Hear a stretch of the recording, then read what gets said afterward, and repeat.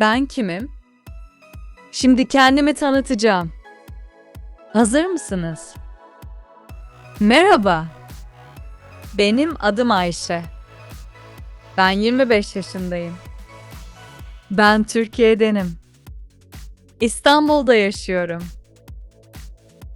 Ben öğretmenim.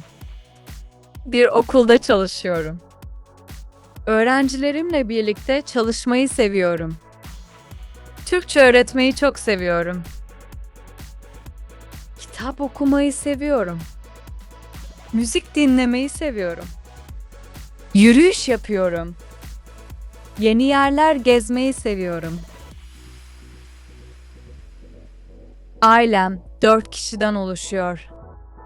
Annem, babam ve bir erkek kardeşim var. Ailemle birlikte zaman geçirmek beni mutlu ediyor. Kendimi güler, yüzlü, yardımsever ve çalışkan biri olarak tanımlıyorum. Boş zamanlarımda kitap okuyorum. Müzik dinliyorum. Yürüyüş yapıyorum ve arkadaşlarımla vakit geçiriyorum. Sizinle tanıştığıma çok memnun oldum. Beni dinlediğin için teşekkür ederim.